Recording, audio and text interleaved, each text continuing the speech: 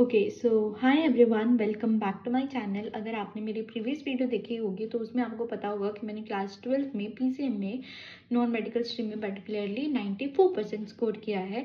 So all of you have filled my comment section asking for the strategy video कि कैसे मैंने 94% score किया, आपने कौन सी बुक्स फॉलो करी, कैसे सारी चीज़ें मैनेज करी and all of those questions. Like एकदम फ्लड हो गया था मेरा पूरा कमेंट सेक्शन उससे। Now in this particular video हम बात करेंगे अपनी क्लास 12th की कंप्लीट स्ट्रैटेजी की, कैसे आप 90% से ज़्यादा स्कोर कर सकते हो, इनफैक्ट 95% स्कोर कर सकते हो। मेरा रिजल्ट देख के मैं इसलिए रोई थी बिकॉज मैंने जितना एक्सपेक्ट किया था मेरी एक्सपेक्टेशन से मार्क्स कम आए थे। बिकॉज एक तो फिजिक्स के पेपर में मेरे को थोड़ा टाइम कम पड़ गया था, पेपर बहुत लेंदी आया था, तो इस वजह से। नहीं तो अगर मैं एक्सपेक्ट करती हूँ अगर किसी के बच्चे का पेपर पूरा हुआ होता तो 95% मोस्ट प्रोबेबली टच हो जाते। तो अगर आप इस स्ट्रैटेजी को फॉलो करते हैं तो you will be like able to score 95% easily. तो अगर हम इसमें आगे बढ़े तो सबसे पहला डाउट जो होता है ना कि दीदी हम क्लास 10 तक तो बहुत अच्छे थे, ठीक है, या फिर 11th। देखो, दो तीन तरह के बच्चे होते हैं, या तो 10 तक हम एवरेज थे, तो 11th में हमने साइंस ले ली बट हम पढ़े भी थे, थोड़ा बहुत आता है बट इतने अच्छे से 11th नहीं हुई, बट 12th में हम करना चाहते हैं। तो वो बच्चों के लिए भी यही सेम स्ट्रैटेजी है और तुम कर सकते हो, बस थोड़ा सा एफर्ट ज़्यादा मारना पड़ेगा उन कंसेप्ट में जो आपके वीक हैं। 10th क्लास में हम बहुत अच्छे थे, हमारे 95% 96% मार्क्स आए, ठीक है, हम टॉपर थे, हम 90% से ऊपर थे या 80 में थे, जो जिस भी टाइप में थे आप, ठीक है। बट 11th में हमने साइंस तो ले ली बट हमारा बहुत गंदे वाला डाउनफॉल हो गया कि ना हमें समझ ही नहीं आ रहा कि हम कहाँ लैग कर गए, क्या हुआ। एकदम हम कोचिंग की तरफ चले गए, हमने जेई नीट की सपने देख लिए कि ऐसे करना था, बट अब हमसे बोर्ड लेवल के भी क्वेश्चन सॉल्व नहीं हो पा रहे और वो सारी प्रॉब्लम्स आने लगी हमारे पास। नाउ जो ये बात है हमारे पास कि इसका क्या रीजन है, सबसे पहले समझो। जब हम 10th से 11th में जाते हैं ना तो हमारे पास क्या होता है, ह्यूज डाउनफॉल देखने को मिलता है। क्यों देखने को मिलता है? 10th से 11th में बहुत गैप है। 10th की साइंस, जब मैंने पर्टिकुलरली साइंस ली थी, मुझे लगता था, हालांकि मेरे 10th में 100 मार्क्स आए थे एसएसटी में, तो आई फील कंपेरेटिवली टुडे कि शायद मुझे आर्ट्स लेना चाहिए था। बट 10th के बाद मैंने जब सोच के ली थी साइंस, तो मुझे ये था कि साइंस के बाद मैं हर फील्ड में जा सकती हूँ, चाहे वो आर्ट्स हो, कॉमर्स हो या इंजीनियरिंग वगैरह, हर फील्ड में, कि मेरे को कोई रिस्ट्रिक्शन नहीं होगी उस टाइम पे कि मुझे क्या करना है, इसलिए ली थी। और मेरे को ये लगता था उस टाइम तक कि 11th 12th की साइंस कैसी होती होगी कि वो, जैसे मान लो कि एसिड बेस एंड सोल्ट वाला चैप्टर है, उस टाइप की साइंस होती होगी जिसको पढ़ के मजे आए। बट यहाँ आके तो कुछ अलग ही हो गया था। 11th में फिजिक्स केमिस्ट्री मैथ्स अलग होगी, ठीक है, मैथ्स ना थोड़ा डरावने वाला लग गया, परमिटेशन कॉम्बिनेशन आ गया, रिलेशन फंक्शन आ गए, ठीक है, क्या क्या, मतलब ऐसा लग रहा था एकदम से क्या हो रहा है। फिर भी फिजिक्स स्टार्टिंग में, ठीक है, मेरी भी 11th वेस्ट है, कोई डरने वाली बात नहीं, और 99% बच्चों की वेस्ट होती है, क्योंकि 11th में हम चीजें कॉप अप नहीं कर पाते। हमें लगता था कि 10th कर लो फिर लाइफ सेट है, बट यहाँ तो लाइफ बिगड़ जाती है आने के बाद। ये सबसे बड़ा मिथ होता है कि 10th कर लो लाइफ सेट है, ठीक है। तो क्योंकि वहां पे एकदम से ह्यूज गैप आ जाता है, और एकदम जितने हमारे साइंस की बुक है ना उतने तो फिजिक्स का एक सिंगल चैप्टर, केमिस्ट्री का एक सिंगल चैप्टर होने लग जाते हैं। तो इस चीज को रियलाइज करो, अपने मन से इस डर को निकालो कि हमारी 11th वीक है, वेस्ट हो गई, तो हम अब 12th नहीं कर पाएंगे। ये सबसे बड़ा मिथ है। अगर आपकी 11th में 0% भी है ना, आप 11th में आपकी कंपार्टमेंट भी है, आप फेल भी हो, तो भी आप 12th में मोर देन 90% स्कोर कर सकते हो। बट अगर आपकी इतनी बुरी कंडीशन है तो आपको थोड़े एफर्ट्स तो ज्यादा मारने पड़ेंगे। अगर आप ये सोचो कि सिर्फ वीडियो स्ट्रैटेजी वीडियो देख के मार्क्स आ जाएंगे, तो ऐसा नहीं होने वाला है। आपको अपनी तरफ से अपना बेस्ट देना पड़ेगा कि नहीं यार, अब तो मैं कर चुका हूँ, अब इससे ज्यादा मैं नहीं कर सकता था। तो वो चीज है कि सबकी होती है 11th वेस्ट, मेरी भी थी। बस अपने मन से उस डर को निकालो, अपने ऊपर विश्वास रखो, बिलीव करो। और 12th में अभी आपके पास ये मई में ना सारी वीडियो मैं अपलोड कर दूंगी, अब सारे सब्जेक्ट की, लाइक पीसीएम इंग्लिश, ठीक है। जून में, मतलब ये मान के चलो अभी आपके पास 10 दिन, मई के भी आज 21st में कोई वीडियो अपलोड होगी, जून के भी आपके पास, लाइक जून से मान के चलो आपके पास टाइम है 1 जून से, तो भी आप इतना अच्छा स्कोर कर सकते हो कि अगर आप अच्छे से पढ़ लो ना, लाइक रेगुलर बेस पे, तो आप 95% से भी ज्यादा स्कोर कर सकते हो। क्योंकि 12th इतनी कंपैरेटिवली 11th जितनी मुश्किल नहीं है। 12th की साइंस इजी है क्योंकि 10th के ही चैप्टर्स आगे कंटिन्यू हुए हैं। ऑप्टिक्स में जैसे यहाँ पे पहले रिफ्लेक्शन रिफ्रैक्शन हो गया, यहाँ पे डिफ्रैक्शन इंटरफेरेंस आ गया, रिफ्लेक्शन में ही टीआईआर आ गया, रिफ्रैक्शन को एक्सटेंड कर गया, तो ये सारे कंसेप्ट 12th में आएंगे, ठीक है। तो सबसे पहली बात आती है कि हम क्यों नहीं पढ़ पाते। देखो 11th वीक है, हम उस चीज का क्या कर सकते हैं। अब दो ऑप्शन है, या तो 12th में आके 11th को पढ़े फिर 12th पढ़ना शुरू करो। इतना टाइम थोड़ी है कि 11th पूरी पढ़ोगे वापस आके, ठीक है। ये चीज हो ही नहीं सकती, सबसे बेकार आइडिया है। बट हम क्या कर सकते हैं, हम 12th के साथ साथ पैरेलली 11th को लेके चल सकते हैं, ताकि हमारी 11th भी स्ट्रांग हो जाए कंपैरेटिवली और 12th भी, ताकि हम कॉम्पिटिटिव एग्जाम में बहुत अच्छा कर पाए। बट अगर मान लो कि हम सिर्फ प्योरली बोर्ड पे और सीयूईटी पे फोकस करना चाहते हैं, हमारा जेई नीट टारगेट नहीं है, प्योरली बोर्ड सीयूईटी पे फोकस करते हैं, तो आपको पैरेलल लेने की जरूरत नहीं है 11th को। आप 11th के हल्के फुल्के वही कंसेप्ट लेके चलो, सीखो जो आपको 12th में जरूरी है। और नहीं तो अगर वो भी नहीं सीखने, तो ऐसी जगह से पढ़ाई करना शुरू करो जहाँ पे आपको 11th के कंसेप्ट पढ़ाए जाएं, ठीक है। और एक करेक्ट तरीका होता है जो हम शायद सबसे बड़ी मिस्टेक करते हैं, जो हम उसको फॉलो नहीं करते, जिसकी वजह से हम 12th में अच्छा स्कोर नहीं कर पाते। और उस तरीके को समझने से पहले सबसे पहले हम समझते हैं कंसिस्टेंसी और सेल्फ स्टडी को। कंसिस्टेंसी का मतलब होता है डेली पढ़ना। मैं ना क्या करती थी, मेरी कोशिश यही रहती थी कि मैं डेली पढूं। अगर मेरा एक दिन का फ्लो टूटता था ना, मैं अगले 2-3 दिन पढ़ नहीं पाती थी, क्योंकि मैं अपनी मम्मी को सिंपल एक बोलती थी, मम्मी मेरा फ्लो टूट गया, आप मेरा फ्लो मत तोड़वाया करो। फ्लो का मतलब होता है, फ्लो का मतलब होता है कंसिस्टेंसी। और सेल्फ स्टडी याद रखना, आप कितनी भी कोचिंग, कितने भी ट्यूशन, कितनी भी जगह चले जाओ, कहीं से पढ़ लो, जब तक आप सेल्फ स्टडी नहीं करोगे आपके मार्क्स नहीं आने वाले हैं। मैं आपको एग्जाम्पल दे सकती हूँ अपने साथ के बच्चों का, जो मेरे साथ पढ़ते थे। तो मैं तो स्कूल जाती थी, फिर मैं ट्यूशन जाती थी और शाम को घर आती थी। घर आके पढ़ लिया, नहीं तो फिर जब टेस्ट हुआ या स्कूल में टाइम निकाल के फ्री टाइम पीरियड में जहाँ से भी पढ़ना था पढ़ लिया, ठीक है, जितना मैक्सिमम सेल्फ स्टडी कर पाती थी। बट वहीं दूसरी साइड पे मेरे, अगर मैं अपने साथ के बच्चों की बात करूं तो क्या था, उनकी ना कोचिंग होती थी। उन्होंने कोचिंग के बाद 8 से 3 या जो भी उनके मॉर्निंग टाइम में कोचिंग रहती थी, और लंबी होती थी 6 घंटे की नियरली, और ट्रैवलिंग वगैरह भी करते थे, उसमें टाइम भी जाता था। और कोचिंग के बाद उन्होंने ट्यूशन लगा रखे थे ताकि उनका बोर्ड्स पे भी फोकस रहे, फिर वो ट्यूशन जाते थे। यार देखो 6 घंटे कोचिंग के और 3 घंटे ट्यूशन के और ट्रैवलिंग इंक्लूड करके किसी भी बच्चे में एनर्जी नहीं होगी कि वो इतनी पढ़ाई करे, क्योंकि कोचिंग में बैक टू बैक होते हैं और बहुत ज्यादा लेवल का पढ़ाया जाता है, क्योंकि जेईई नीट की आप तैयारी कर रहे हो, तो इतनी एनर्जी नहीं बचती कि आप सेल्फ स्टडी करो। वो खुद भी इनफैक्ट ये बात बोलते हैं कि ना कभी कभी हम पढ़ते थे 2-3 घंटे की सेल्फ स्टडी हुई या नहीं हुई, तो वो इंपॉर्टेंट पॉइंट जो मिस कर देते वो था सेल्फ स्टडी। और यही रीजन है कि उनके मार्क्स तो अच्छे आए, 80s की लाइन में, they are in merit, but 90% नहीं पहुंच पाए। हालांकि वो कोचिंग भी ले रहे थे, उनको चीजें आती भी थी, क्योंकि सेल्फ स्टडी और प्रैक्टिस की कमी होने के कारण वो सारी चीजें लैग कर गई।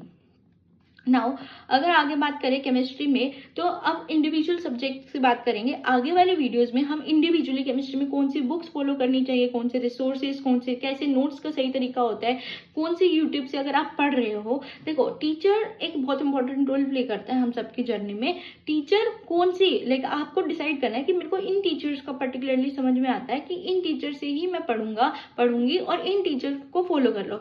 अब देखो हमारे ऊपर होता है कि हमें स्कूल में समझ में आ रहा है, हमें ट्यूशन लगा रखी है पेरेंट्स ने, वहां से समझ में आ रहा है, हमें यूट्यूब से पढ़ना है, जहां से पढ़ना है कोचिंग से वहां से पढ़ो, बट पढ़ना बहुत इंपॉर्टेंट होता है। तो ये केमिस्ट्री में सबसे पहले हम इजी टू हार्ड चैप्टर्स में मूव करेंगे। सबसे बड़ी गलती होती है कि हमें 11th का कुछ नहीं आता है, ठीक है, आई अग्री, मेरे को भी नहीं आता। मेरे को कितनी 11th आती है, मेरे को फिजिक्स में up to circular motion 11th आती है, और केमिस्ट्री में मेरे को फिजिकल इनऑर्गेनिक आती है, ऑर्गेनिक को टच भी नहीं कर रखा, और कितनी याद थी वो मुझे भी पता ही है और तुम्हें भी पता है, ठीक है। और मैथ्स में अगर पर्टिकुलरली बात करूँ, कुछ ठीक ठाक चैप्टर आते थे, थोड़ा बहुत आइडिया था हल्का फुल्का, ज्यादा कुछ नहीं आता था मैथ्स में भी। तो बट एनीवे मैंने मैनेज करके, क्योंकि मान लो पेपर इंग्लिश और पीएचडी ने थोड़ी परसेंटेज बढ़ा दी, और तो इस वजह से मेरे नियरली 79.8 समथिंग परसेंटेज आए थे, रफली 80% परसेंटेज थी मेरी 11th क्लास में। बट वो भी इसलिए ही थी क्योंकि इंग्लिश पीएचडी ने बढ़ा दिया। अगर खाली पीसीएम की देखो तो बहुत कम थी। और फिजिक्स के पेपर में मेरी लक भी इतना काम कर गया था, क्योंकि उन एमसीक्यूज ने मेरी परसेंटेज, एमसीक्यूज जैसे होता है ना, तो उसमें एमसीक्यूज बहुत सारे ऐसे थे 11th के फिजिक्स के पेपर में मेरे, कि जो उन स्टार्टिंग की यूनिट से थे जो मेरे को आती थी, समझ रहे हो। तो पेपर बाय चांस मेरा लक इतना अच्छा था कि वो उन यूनिट से थोड़ा से क्वेश्चन ज्यादा आगे थे, जिसकी वजह से मेरे मार्क्स ठीक ठाक परसेंटेज बन गई थी 11th में कि सुनने में ऐसा नहीं लगता कि यार 90 60 10th में एकदम से नीचे चलेगी, 80 डिसेंट सा लगता है सुनने में। ठीक है, फिर आगे बढ़ता है कि क्या करो, इजी टू हार्ड चैप्टर पे कभी भी आते ही सीक्वेंस में मत पढ़ो कि सॉल्यूशन टीचर ने पढ़ा दिया या फिर सॉल्यूशन इस जगह से लाइक स्कूल वगैरह में कंटिन्यू हो रहा था बट हमें समझ नहीं आ रहा था बट फिर भी हम सॉल्यूशन पढ़ेंगे। देखो, एक करेक्ट तरीका होता है, हर स्कूल या हर जो भी हम जहाँ पे पढ़ते हैं उनमें क्या होता है, वो एक टीचर के ऊपर वेरी करता है कि वो टीचर कैसे पढ़ाना चाहता है, बेस्ड ऑन द स्टूडेंट्स की क्या कंडीशन है। हर टीचर का, हर एक कोचिंग वालों का, हर जगह का एक पढ़ाने का अलग तरीका होता है।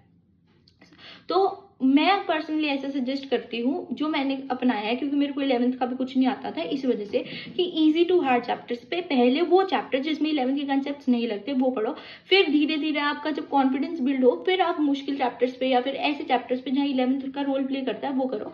और ऐसे टीचर्स से हेल्प लो जो आपको 11th साथ साथ जितनी नीडेड है वो कवर हो। मेरी केमिस्ट्री वाली मैम ने इतना मुझे सजेस्ट किया था कि तू अकेली नहीं है जिसको 11th नहीं आती, सब बच्चे जितने हैं मोस्टली उनके साथ यही प्रॉब्लम होती है। तब जाके मुझे कॉन्फिडेंस आया था कि शायद अच्छा ऐसा ही है। और जब तक मेरे को डांट नहीं पड़ी थी एक बारी कि मैं ऑर्गेनिक केमिस्ट्री पढ़ ही नहीं रही थी घर आके, अपना उसमें एफर्ट नहीं डाल रही थी, तब तक मैंने ऑर्गेनिक केमिस्ट्री घर आके पढ़नी भी नहीं शुरू करी थी जब तक डांट नहीं पड़ी थी। उसके बाद ही मैंने ऑर्गेनिक केमिस्ट्री पे खुद से एफर्ट मारने शुरू करे थे, तब जाके मेरी केमिस्ट्री थोड़ी स्ट्रॉन्ग हुई है। तो केमिस्ट्री में देखो, और ऑर्गेनिक 11th की नहीं आती तो 12th में डायरेक्ट ऑर्गेनिक स्टार्ट करेगा तो कोई फायदा होता नहीं। इजी टू हार्ड चैप्टर्स पे एक सीक्वेंस होता है, लाइक बायोमोलिक्यूल्स पे गए, फिर हमने केमिकल काइनेटिक्स पढ़ा, इस सीक्वेंस में 10 चैप्टर पढ़ो। 10 चैप्टर को पढ़ने में आपके पास जून से भी पढ़ना शुरू करना तो भी आप लोग इतनी बार सिलेबस रिवाइज कर सकते हो। और मतलब बहुत इजी है चीजें। 12th की साइंस कंपैरेटिवली इतनी मुश्किल नहीं है एज कम्पेयर टू 11th, बहुत इजी है। बस थोड़ा सा अब देखो, पढ़ाई तो करनी पड़ेगी, बस अपने आपको इतना समझा दो कि 1 साल पढ़ना है, उसके बाद हो जाएगा। अगर 12th नॉर्मल बोर्ड लेवल पढ़ लेते हो तो सीयूटी तुम्हारा निकला है, इस बात को भी समझो। क्योंकि मैं सीयूटी का पेपर देके भी बैठी हूँ तो मुझे पता है कि सारे वो बोर्ड वाले ही क्वेश्चन थे, बस आपका टाइम स्पीड बहुत ज्यादा होनी चाहिए, क्योंकि 1 घंटे में 60 क्वेश्चन करना is not a joke. Now फिर आगे बढ़ता है, फिर आता है हमारे पास नोट्स। नोट्स जो होते हैं ना वो पेनिशिया होते हैं, पेनिशिया यानी कि रामबाण होते हैं। नोट्स आपके सबसे बेस्ट होने चाहिए। क्यों बेस्ट होने चाहिए? क्योंकि नोट्स आपके ऐसे होते हैं जो आपको डिफरेंशिएट करता है between a topper, between an average student and a backbencher. Notes में मेरे पास जो नोट्स हैं हर एक सब्जेक्ट के, उसमें जो भी मैक्सिमम चीजें होनी चाहिए, जो एक बेस्ट नोट के लाते हैं, वो सारी चीज है। केमिस्ट्री के नोट्स की बात करो तो उन नोट्स में आपके एनसीईआरटी, आपके कंसेप्ट, आपकी थ्योरी, आपके न्यूमेरिकल्स, आपकी पीवाईक्यू सब कवर होनी चाहिए कि नोट से बाहर कुछ भी ना जाए। और मेरे नोट्स में सारी चीजें थी and hence that's the reason I score 97 marks in chemistry class 12th CBSE 2025। ठीक है, तो ये चीज होती है कि सब चीजें इंक्लूड होनी चाहिए।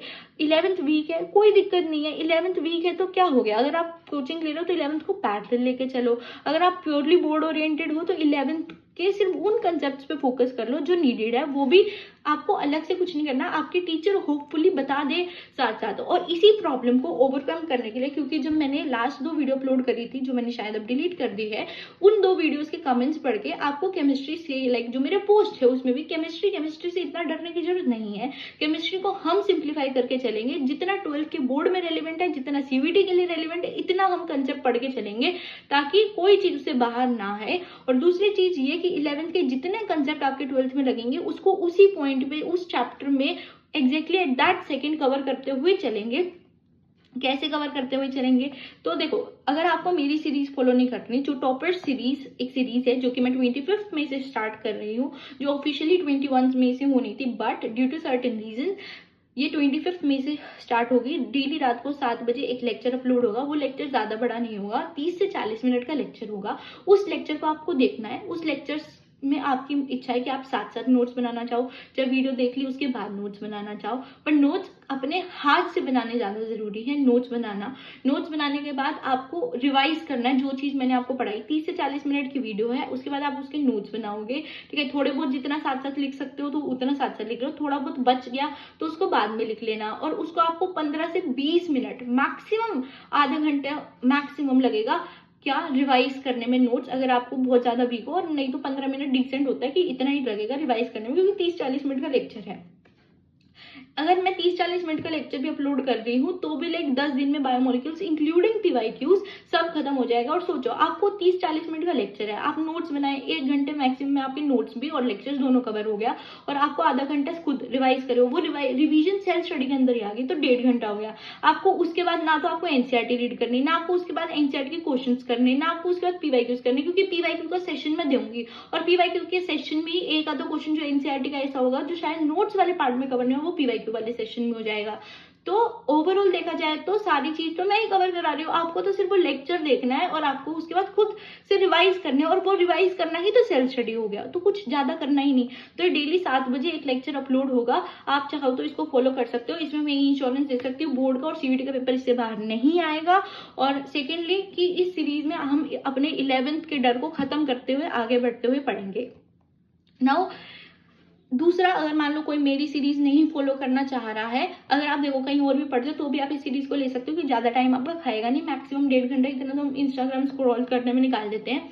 देखो 1.5 घंटा मैक्सिमम लगेगा, इतना बता देते हो। और दूसरा, अगर मान लो आप मेरे से नहीं पढ़े तो आप रिक्वेस्ट करो अपनी टीचर से कि प्लीज जो भी आप हमें 12th का पढ़ाओ, अगर वहाँ 11th का कोई कंसेप्ट है लाइक केमिकल काइनेटिक्स में गिब्स फ्री एनर्जी आएगी, तो अगर आपको नहीं पता गिब्स फ्री एनर्जी, वो 11th की थर्मोडायनेमिक्स में आती है, अगर आपको नहीं पता तो टीचर से बोलो कि प्लीज टीचर इसका मतलब बता दो ये क्या होती है, तो वो आपकी रिस्पॉन्सिबिलिटी आ जाती है कि आपको फिर वो अपने एफर्ट्स मारने पड़ेंगे, आपको हेल्प लेनी पड़ेगी।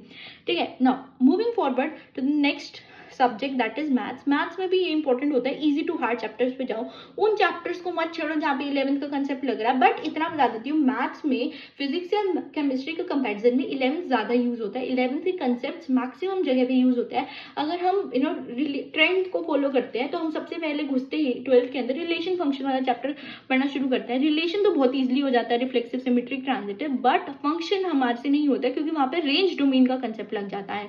अब रेंज डोमेन हमें ना क्या होता है, या तो हमें 11th में अच्छे से आती होती है क्योंकि इजी होता है, बट हमें रिवाइज नहीं होती है, कुछ प्रॉब्लम आती है तो, या हमने पढ़ ही नहीं रखा होता है। ये पढ़ना पढ़ने मुझे पहले ऐसा लगता था कि जब मैं 11th में थी यार मुझे कुछ नहीं आता, बट जब मैं 12th में ना मेरे कोचिंग वाले फ्रेंड्स जब मेरे साथ कनेक्ट हुए तो मुझे पता लगा कि ये जो रिलेशन फंक्शन स्टार्टिंग के चैप्टर्स हैं क्लास 11th के, वही चैप्टर इन कोचिंग वाले बच्चों को आते ही नहीं है, समझ रहे हो। तो मुझे रियलाइज हुआ कि यार मैं तो शायद इनसे ज्यादा आगे हो गया, एटलीस्ट मेरे को आता नहीं है, मेरे को अब याद नहीं है, बट एटलीस्ट मैंने एक बार पढ़ा तो था ना, एक बार झूठे हुई उसकी बुक तो खोली थी, एक बार चैप्टर का नाम तो पढ़ा था, इतनी तसल्ली हो जाती है क्योंकि आप घर से बाहर निकले ही नहीं हो, आपको पता ही नहीं है कि बच्चों को कितना आता है कितना नहीं, बस हमारे अंदर डर खाया जाता है कि हमें ही नहीं आता है, जबकि रियलिटी मेरे को 11th में यही डर था कि मेरे को ऐसा लगता था कि बस मुझे ही नहीं आता, बाकी सब बच्चों को आता है, बट जबकि रियलिटी में यही है कि सब बच्चे हमारी तरह ही होते हैं, कोई एक्स्ट्रा ऑर्डिनरी नहीं है, सबको वही दिक्कत आती है ना। मैथ्स में रिलेशन फंक्शन नहीं घुसेंगे, इजी टू हार्ड चैप्टर पे एक सीक्वेंस में पढ़ाई होती है, मैट्रिसेस, डिटरमिनेंट, फिर इनवर्स ट्रिगो पे जाओ, और इसमें क्या होता है, एक इसमें आगे कौन से चैप्टर में कितना कंसेप्ट लगता है, इसको हम आगे वाली जो इंडिविजुअल सब्जेक्ट की वीडियो आएगी उस वाले में हम इसको डिस्कस करेंगे। और याद रखना, चाहिए केमिस्ट्री हो चाहे मैथ्स हो, ठीक है, टेस्ट बहुत इंपॉर्टेंट होते हैं, जो आपके स्कूल के यूटीज, जो आपके स्कूल के प्री बोर्ड्स या जो भी कोचिंग वगैरह पे टेस्ट होते हैं, टेस्ट बहुत इंपॉर्टेंट रोल प्ले करते हैं। इनफैक्ट क्लास में सैम्पल पेपर भी बहुत इंपॉर्टेंट रोल प्ले करते हैं क्योंकि इनके बिना मार्क्स स्कोर करना थोड़ा डिफिकल्ट हो जाता है। ये प्रेशर में मतलब डील करने में हेल्प करता है और उस फील लेके क्वेश्चन सॉल्व करने में हेल्प करता है हमारी, ठीक है। और पीवाईक्यूज वगैरह हम केमिस्ट्री में बात कर ही चुके हैं। और मैथ्स में ना क्या होता है, 2 चीज इंपॉर्टेंट है, एक होता है एनसीईआरटी, वो तो है ही है, आपके अगर टीचर आपको जो भी पढ़ाएंगे वो एनसीईआरटी के साथ साथ पढ़ाते हैं और एक्स्ट्रा चीजें कवर कराते हुए चलते हैं, कोई कंसेप्ट होता है। और सेकेंडली रिसोर्स बहुत ज्यादा इंपॉर्टेंट होता है, आप कौन सा रिसोर्स फॉलो कर रहे हो, कि आप कौन सी बुक्स ले रहे हो, आप कौन से सैम्पल पेपर ले रहे हो। But in case of maths मैंने कोई बुक, कोई रेफरेंस बुक, कोई सैम्पल पेपर सॉल्व नहीं किया था, मेरे पास कुछ और मटेरियल था जिसकी वजह से मैंने 93 मार्क्स स्कोर किए। फिजिक्स में क्या है, देखो फिजिक्स का सबसे पहले तो हमने अपने सीनियर से सुन के डर बिठा रखा है, या फिर 11th की फिजिक्स हमें मुश्किल लगती है, बट याद रखना 12th में फिजिक्स 11th की इतनी काम नहीं आएगी, आपको बस वेव्स का थोड़ा बहुत पोर्शन आना चाहिए, वो थोड़ा यूज होता है, बट वेव्स में भी ऐसा नहीं है, बहुत सारा आना चाहिए। ओमेगा का फॉर्मूला पता हो गया, फ्रीक्वेंसी की डेफिनेशन, ऑसिलेशन, थोड़ा बहुत बेसिक आइडिया होना चाहिए, जो कि शायद 10th में ही हम मैग्नेटिज्म वाले चैप्टर में हल्का फुल्का वेव्स का आइडिया ले लेते हैं, लाइट वाले चैप्टर में वेव्स का हल्का फुल्का आइडिया ले लेते हैं, तो इतना ही कंसेप्ट रिक्वायर्ड होता है, ज्यादा कंसेप्ट रिक्वायर्ड होता ही नहीं है, ठीक है। तो यहाँ पे ना करेक्ट रिसोर्स फिजिक्स में बहुत इंपॉर्टेंट होता है, क्योंकि फिजिक्स का पेपर, फिजिक्स को हम दो पार्ट में क्लासीफाई कर सकते हैं। सबसे पहला तो क्लासीफाई कर सकते हैं इसको हम एज डेरिवेशन वाला पार्ट और एक न्यूमेरिकल। एक मार्क्स बच्चे के तभी आते हैं अगर वो दोनों पार्ट में स्ट्रॉन्ग होता है। अगर एक पार्ट हल्का फुल्का वीक है कंपेरिजन टू अदर तो फिर भी मार्क्स आ जाते हैं। बट अगर आप कहोगे सिर्फ डेरिवेशन पढ़ के चले जाए तो पेपर में मार्क्स नहीं आएंगे, पासिंग मार्क्स की भी प्रॉब्लम हो जाती है अगर सिर्फ डेरिवेशन पढ़ के जाओ, क्योंकि कई बार फिजिक्स का पेपर इतना टफ आता है just like the CBSE 2025 paper कि डेरिवेशन ढूंढने पे भी नहीं मिलती, न्यूमेरिकल पार्ट भरा हुआ है। पर वो पेपर इतना भी मुश्किल नहीं था, अगर आपने अच्छे से पढ़ाई करी है, अच्छे से रिसोर्सेज फॉलो कर रहे हैं तो आपके मार्क्स आ जाते हैं। ठीक है, तो करेक्ट रिसोर्स बहुत इंपॉर्टेंट है। नोट्स, वो सही नोट्स होंगे फिजिक्स के या केमिस्ट्री के जिसमें आपके क्या हो, कंसेप्चुअल पार्ट, थ्योरी वाला पार्ट भी हो, न्यूमेरिकल भी हो, डेरिवेटिव भी। न्यूमेरिकल होता है जो बेसिक, अगर इलेक्ट्रोस्टैटिक्स में बात करूँ गॉस थ्योरम में, तो गॉस थ्योरम का फॉर्मूला होता है E.ds का integral is equals to Q upon में एप्सिलॉन नॉट वाला जो पार्ट है, समझ रहे हो, जो ये वाला पार्ट है पर्टिकुलरली, इसके जितने न्यूमेरिकल्स बेसिक टाइप्स होते हैं वो सारे आपके नोट्स में कवर हो। वो क्यूब वाले क्वेश्चन, सिलेंडर वाले क्वेश्चन आपके पास कवर्ड हो, तो वो एक अच्छे नोट्स होते हैं हमारे पास, मैं बिलीव करके चलती हूँ। और ये सारी चीजें मेरे नोट्स में थी, that was the major benefit कि वहीं से अगर रिवाइज करी तो जितने मेजर क्वेश्चंस हैं वो वहीं कवर्ड हो जाए नोट्स में। फिर आता है PYQs। फिजिक्स में थोड़ा एक्स्ट्रा पढ़ना पड़ता है। PYQs खुद सॉल्व करने से ज्यादा अच्छा होता है PYQs की वीडियो देखे और फिर उन्हीं क्वेश्चंस को एक बार अपने हाथ से भी दोबारा सॉल्व करें। ऐसा क्यों कि PYQs की वीडियो देखनी होती है, क्योंकि जब टीचर आपको PYQ सॉल्व कराएगा तो वो बहुत सारे एक्स्ट्रा कंसेप्ट बताते हुए चलता है। क्या एक्स्ट्रा कंसेप्ट बताते हुए चलता है कि मान लो एक पर्टिकुलर क्वेश्चन था, उससे दो और कंसेप्ट सीखने को मिल गया और उन्हीं दो कंसेप्ट से शायद और क्वेश्चन बन सकता है, तो वो कंसेप्ट्स उनको देखो, उनको अपने नोट्स में ही ऐड ऑन करते चलो। मैं पर्सनली अभिषेक साहू सर की PYQs वीडियो देखी है मैंने, क्योंकि वो बहुत ज़्यादा मुझे अच्छी लगती थी और मुझे समझ भी आता था सर का, इस वजह से। और फिर क्वेश्चन प्रैक्टिस करने के लिए बुक्स कौन सी होती है, फिजिक्स में बुक्स यूज़ करना बहुत ज़्यादा इंपॉर्टेंट है। कौन सी बहुत फेमस है, SL अरोड़ा नहीं करनी होती है पूरी सॉल्व, कुछ स्पेसिफिक क्वेश्चन यूज़ करने होते हैं, उसके सॉल्व करने होते हैं। बहुत मोटी बुक है, आप इतनी नहीं कर पाओगे। परदीव्स बहुत फेमस है मार्केट में, बट मैं रिकमेंड नहीं करूंगी उस पर्सनली उस बुक को। कौन सी बुक करनी है वो हम नेक्स्ट वीडियो में डिस्कस करेंगे जब फिजिक्स की स्ट्रैटेजी आएगी। फिर आता है हमारे पास क्या, 11th हल्की फुल्की बात हम डिस्कस कर चुके हैं। मैथ्स में 11th थोड़ी ज्यादा यूज होती है, वो भी हम आगे बात करेंगे। फिर आता है मेरे नोट्स। अभी मैं आपको वीडियो शो करूंगी अपने केमिस्ट्री और फिजिक्स के। मैथ्स में तो हमें पता ही है क्या होता है यार, NCERT सॉल्व करनी होती है रफ पार्ट में, ठीक है। फिर मैथ्स निकल जा रहा है। फिजिक्स और केमिस्ट्री के मैं आपको अपने नोट्स अभी शोकेस करती हूँ कि कैसे मेरे फिजिक्स और केमिस्ट्री के नोट्स थे और जिससे जो बातें मैंने बोली क्या उनमें कवर्ड थी या नहीं थी। तो ये मेरे क्लास 12th के करंट इलेक्ट्रिसिटी के नोट्स हैं, जिसमें कंसेप्ट्स, डेरिवेशन, न्यूमेरिकल सब कुछ पार्ट कवर्ड है। इवन कंसेप्चुअल क्वेश्चन जो मेजरली आ सकते हैं वो वाले भी कवर्ड है। ये पर्टिकुलरली चैप्टर 3 के नोट्स हैं।